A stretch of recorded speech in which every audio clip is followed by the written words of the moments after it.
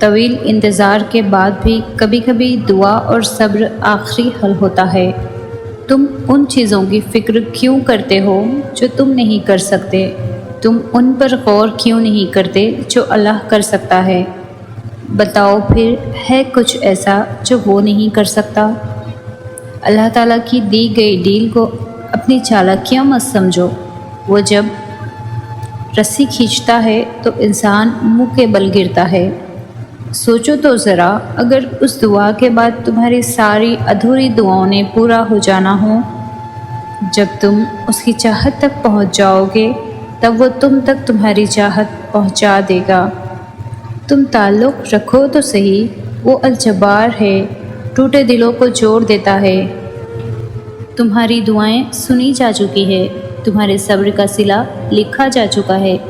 اب تمہیں تمہارے یقین کے معجزے دکھائے جائیں گے تاکہ تم جان سکو کہ مخلص دل اختتام میں ہمیشہ جیت جاتا ہے اور تقدیریں اللہ کے ایک اشارے پر بدل جایا کرتی ہیں۔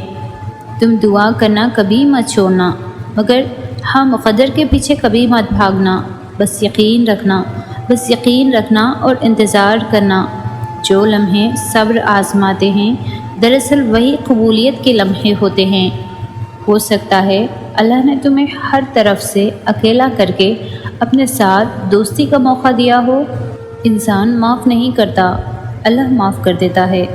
انسان خود غرض ہو جاتا ہے، اللہ رحم کرتا ہے۔ انسان تکلیف پہنچاتا ہے، اللہ مرہم لگاتا ہے۔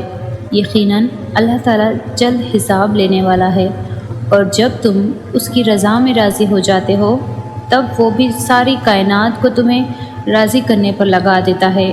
اللہ جانتا ہے کہ تمہاری چاہت کو کب اور کیسے تم تک پہنچانا ہے، تمہیں بس توکل رکھنا ہے۔